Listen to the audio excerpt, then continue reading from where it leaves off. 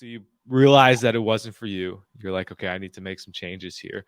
What were some of those first changes you made to start to quit weed? Um, this isn't like I said before. A lot of times, like this probably may be like the 10th time or so that I said to myself, I probably need to stop, or I probably need to, you know, put this down, or at the very least, like cut it down and just uh, moderate my use.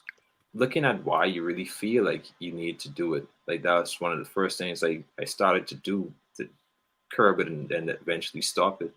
It's like, you know, there are underlying issues. Like I said, like I'd say in high school, I was really isolated a lot of the time. When I looked and said, if I wasn't, maybe if I was around people more and I was in more activities, like more activity groups, I may not have smoked as much. I guess I still need to do better with that. Like, still need to join more clubs or like some type of activities, church and that type of thing.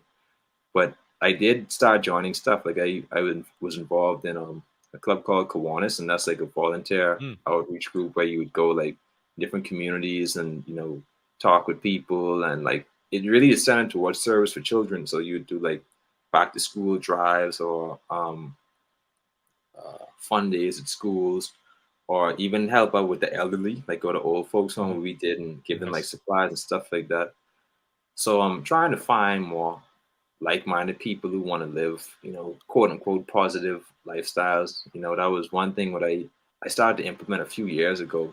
Still was smoking during the time, but it was like I was trying to get towards that place where I'm around more people who are pushing me in that direction.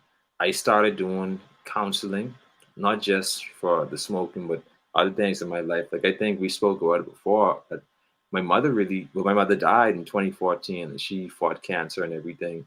And like you might have your teen angst and stuff like that, in high school, but I wouldn't say I had much traumatic events like that really happened throughout my life. So when that happened, that's when it really started to go from a fun thing to like a coping mechanism. Like you do Mhm. this to forget about what you're worrying about and grief Yeah. and all this type of stuff.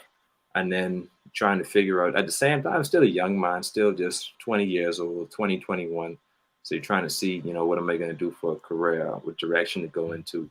Am I going to get married? Like, do I want a lot of women in my life? Like, what do you really want to do? And yeah. questions about faith, like, do I believe in God? Like, what do I, all Mm, these questions and you're having, and it gets so confusing. And even at certain points, I became suicidal and even like really heavily depressed. So when there's so much things going on in the mix, like I had to really, I think the term for it is metacognition. When you think about your thoughts. So I started to really okay. think about what I was feeling and what I was thinking, and I'd have some really extreme thoughts sometimes, like Sure. like I just hate life, like I just hate having to deal with all this stuff. And then I had to think about that, like, well, I don't really like, I still have family who I love, like, so I don't hate life. It's that I might just hate the Mm, situation what I'm in now. And mm. then like with work and everything, like I still might not like work that much, but it's like I don't hate, having a job. It's just maybe this type of job that I'm in I don't like, and Sure. maybe it's the coworkers I don't like. So I really had to examine what I was feeling, along with I went through different counselors as well and different programs where talk about certain stuff you go through and what brought you there, and some of it helped. Some of it I feel like they could have been better, but I always encourage people to get counseling and therapy.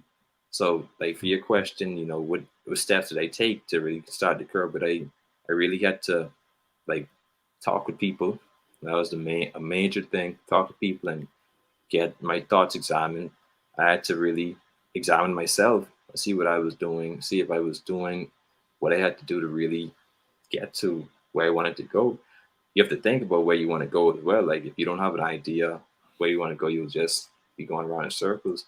Putting more people around you who want to go in that same direction. Where it's like, I don't look down on people who smoke weed or like do whatever, but after a while it gets to be a cycle where you you have this moment where you feel content. Like, you go to work, then you hang out with your friends and you smoke at the end of the day and drinks and have, fun and some girls around and it's okay. But then you begin to get content. I think it may have been you or I think it may have been someone else who said it. You kind of, I think it was Dr. Frank actually. You kind of get Ah, content with not being okay, where it's like, I'm not totally yeah, okay, but at least I could have my smokes and drinks at the end of the day. And you right. get to become like, you just want that moment. Like, you want to freeze frame and just live in that moment forever, and then when Totally. you think about that, that can't happen. You just can't do No, that. So, no. like, definitely talking with people and putting the more people in your life who goal oriented, like they want to go towards a certain goal. And it's still something that I'm implementing now, like still trying to find a lot more of those people and just examining what I feel, because sometimes, I'm still early on in the recovery stages, so I may get an inclination like to go back to like the good old days, like you say. But then when you think about it, like continue with that thought, like Yeah, continue with it. Don't just stop there because even when it's a bit of the fun period, then the end of the night and the next day, and then it continues. Then the cycle starts over again. So you always got to examine what you feel, you know. So yeah, those would be some of the things like would really help me to get this far. man, a lot of great points there. I'm like, I should have been writing those down because you touched on some good stuff. First, yeah, definitely getting out there and getting some extra support through therapy. I did a lot of therapy when I first got into recovery as well, and I think it kept me afloat because it's the one place you can go where it's totally focused on you, and you can just talk about whatever you got to talk about. Of course, finding the right therapist is important too. I think there's been times where I've been with somebody that wasn't quite the right fit, vice versa, and so that was very helpful, and kind of like you said, kind of working on some of those deeper issues, family trauma from the past. And another part was about getting out, getting active, getting into groups, kind of socializing, finding some support and stuff. You and I talk a lot that we both play hoops, so that's like a huge community thing. And that Kiwanis, yeah, I remember hearing about that growing up. And one really important part I think you touched on is the importance of service and getting out and being of service to the community. I mean, it's pretty straightforward there.